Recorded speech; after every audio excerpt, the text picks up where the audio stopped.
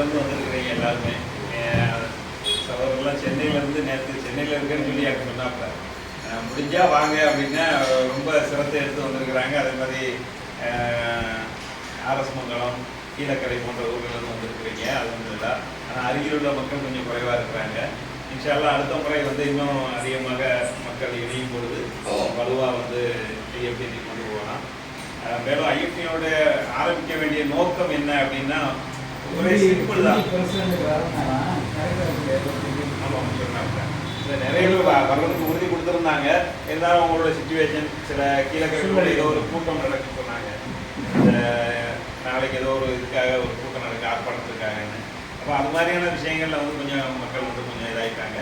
இன்ஷா அல்லாஹ் அடுத்தடுத்த கூட்டங்களில் பொதுவாக நம்மளுடைய சொல் செயல் அங்கீகாரம் அனைத்து மக்களுக்கும் போய் சேரணும் அப்படிங்கிறதுக்காக தான் நம்ம அந்தந்த மாவட்டங்களுக்கு நானும் கிட்டத்தட்ட 3-4 மணி நேரம் ட்ராவல் பண்ணி தான் வந்திருக்கிறேன். அப்போ அந்த ஒரு நிகழ்வுகள்லாம் இருக்க தான் செய்யுது. அல்ஹம்துலில்லாஹ். மேலும் வந்து சகோதரர்கள் சொன்னாங்க, முஸ்தபா அவர்கள் சொன்னாங்க, ஏற்கனவே எல்லாருமே தலைவர்களாக இருக்கிறாங்க. இப்போ ஐஎஃப்டிஎன் வந்து எப்படி இவங்களால் ஒருங்கிணைக்க போகுது, இல்லை இந்த தலைவர்களை ஒருங்கிணைக்கிறதுனால ஏதாவது பலன் இருக்கா அப்படின்னு சொல்லி நம்ம யோசிக்கிறோம். அந்த காலகட்டங்கள்லாம் வந்து கிட்டத்தட்ட ஒரு 5 வருஷம் 6 வருஷத்துக்கு முன்னாடி இருந்து நம்ம வந்து தொடர்ந்து பல விஷயங்களை வந்து முன்னிலைப்படுத்துகிறோம். அதாவது இயக்கங்களாக முன்னிலைப்படுத்தாதீங்க, ஒவ்வொருத்தரும் தனித்தனி இயக்கமாக தனித்தனி அமைப்பாக இருக்கும் பொழுது ஒரு 100 பேர் 50 பேர் தான் அதிகபட்சமாக. இப்போ வந்து ஒரு காலம் இருந்தது, ஆர்ப்பாட்டம் அப்படின்னு அறிவித்தாலோ போராட்டம்னு அறிவித்தாலோ மக்கள் வந்து திரளாக வருவாங்க. 1000 பேர் 2000 பேர் சாதாரண ராமநாதபுரத்தில் ஒரு சாதாரண கீழக்கரையில் கொண்டு வந்துடுவாங்க, சேர்த்துருவாங்க.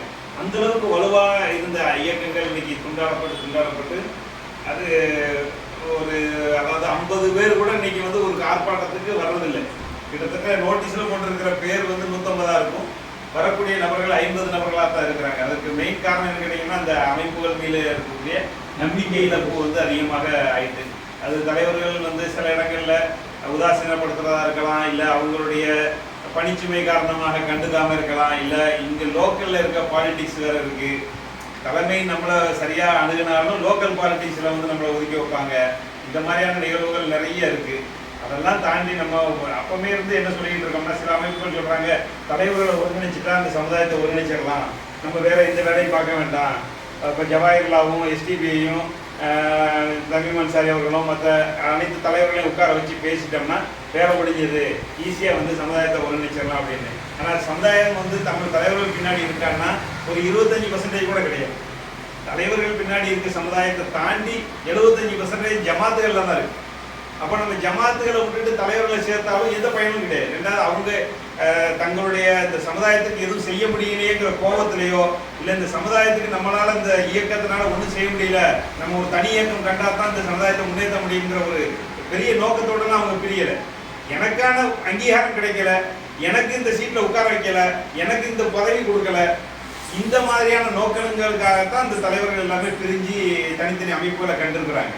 அப்படி இருக்கும்போது அவங்கள நம்ம வந்து மீண்டும் நீங்கள் ஒன்று சேருங்க, தமீம் அன்சாரியும் ஜவாஹிர்லாவும் ஹைதர் அலி அண்ணனும் பிஜி அண்ணனும் ஒன்றா உட்காருங்கன்னா வேணும்னா மௌத்துலையும் கல்யாணத்துலையும் வேணால் உட்காந்துக்கிடுவாங்க. அதை தாண்டி அவங்களால வேறு எந்த இடத்துலையும் அமர்வதற்கான வாய்ப்பு இல்லை. அப்படி இருக்கும்பொழுது நம்ம அவங்கள அப்படியே விட்டுற வேண்டியதான். அவங்கள மேலும் நம்ம சேர்க்கணும்னு நினைச்சாலும் இன்னும் பிளவு பெருசாகுமே தவிர சேர்றதுக்கு உண்டான வாய்ப்பு இல்லை. ஏன் நீங்கள் சேருங்கன்னு சொல்லும் போது நான் ஏன் சேரலன்னு ஒவ்வொருத்தரும் காரணம் சொல்லுவாங்க. இவர் அவரை சொல்லுவார், அவர் இவரை சொல்லுவார், 1000 காரணம். ஏன்னா நம்ம அமீர் ஜவஹர் இவங்க பிஏபிஎல் அமீர் ஜவஹர் தெரியும், டிவியில் தமிழன் டிவியில் வந்து எல்லா அமைப்புகளையும் ஒருங்கிணைக்கணும்னு கிட்டத்தட்ட ஒரு 15 வருஷத்துக்கு முன்னாடி ஒரு முயற்சி எடுத்தாங்க. உங்களுக்கு தெரியும் நினைக்கிறேன். முயற்சி எடுத்து டிவியில் பேசும்போது எல்லாருமே நாளைக்கே சொல்லுங்க என் அமைப்பை கலைச்சிட்டு வந்து சேர்ந்துக்கிறேன்னு சொன்ன ஆளுங்க எல்லா தலைவர்களுக்கு.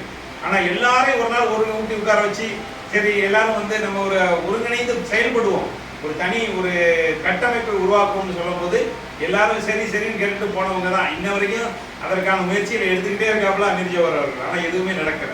அப்போ நம்ம என்ன நினைக்கிறோம் அப்படின்னு சொன்னால், தலைவர்களை ஒருங்கிணைக்கிறதுனால எந்த பலனும் இல்லை. அப்போ தலைமுறை மாற்றத்தை உருவாக்கணும். தலைவர்களை மாற்றி இந்த சமுதாயத்திற்கு பலன் இல்லை. தலைமுறை மாற்றம் நடக்கணும் அப்படிங்கும்போது தலைமுறை மாறும் பொழுது தானாக எந்த தலைவன் வந்தாலும் அதுக்கு சரியான ஒரு அடாப்டான ஒரு தலைவனாக உருவாக்கணும்.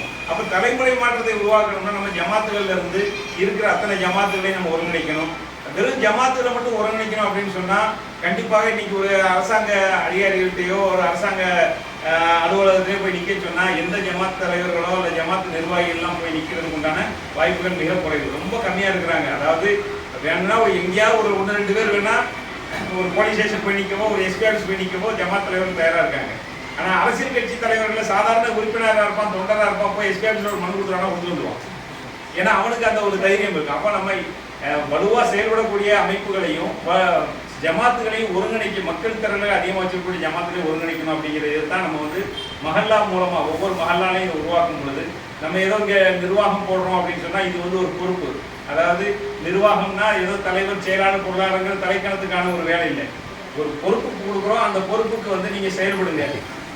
நாளைக்கு இந்த ராமநாதபுரத்தில் ஒரு பிரச்சனை ஏற்படுது அப்படின்னு சொன்னா இது தமிழகம் முழுக்க எப்படி கொண்டு போறது? தமிழகம் முழுக்க கொண்டு போகணும்னா அங்க ஒரு 4 பேர், எல்லா மாவட்டத்திலும் ஒரு 4 பேர் வேணும். அந்த 4 பேர் எந்த அமைப்புலையும் இருப்பாங்க. இப்போ எஸ்டிபில இருந்து ஒரு ஆள் இருக்கு, தமுக ஒரு ஆள் இருக்கும், ஐஎம்எம்கேல இருந்து ஒரு ஆள் இருக்கும், மஜக இருந்து ஒரு ஆள் இருக்கும். இப்படி எல்லாரும் ஒவ்வொரு கட்சியில இருந்து இருக்கும் பொழுது இந்த செய்தி எல்லாருக்கும் போய் சேரும். அது தலைவர்களுக்கும் போய் சேரும், மக்களுக்கும் போய் சேரும். அப்படி சேரும் பொழுது ஒரு சிறிய விஷயமாக இருந்தாலும் இன்னைக்கு எப்படி ஷாஹீன்பாக் போராட்டம் அவ்வளவு வலிமையாக வெற்றி பெற்றது, அதற்கப்புறம் இன்ன வரைக்கும் அந்த ஒரு ஒற்றுமையை கொண்டு வருவது ரொம்ப கடினமா இருக்கு. அப்போ அன்னைக்கு ஒரு அதாவது எனக்கு வாழ்வுரிமையே பாதிக்குது அப்படின்னு சொல்லும் போது இணைந்த இந்த சமுதாயம் இப்போ அடுத்த வக்ஃப் சொத்துக்கு இணைய மறுக்குது. வக்ஃப் சொத்து பத்தின எவ்வளவோ பெரிய விஷயம் இது. இன்னைக்கு நாளைக்கு காலையில இந்த வக்ஃப் சட்டம் அமலாகி இதை நடைமுறைப்படுத்த ஆரம்பிச்சிட்டாங்கன்னா அடுத்த மறுநாள் கிட்டத்தட்ட பல லட்சம் கோடி சொத்துக்கள் பதிவு செய்யப்பட்டுரும் அவன் பேர்ல. ஆனா இன்னைக்கு அதை பத்தின எந்த ஒரு அவேர்னஸும் மக்கள்கிட்ட இல்லை. அப்ப நம்ம இதெல்லாம்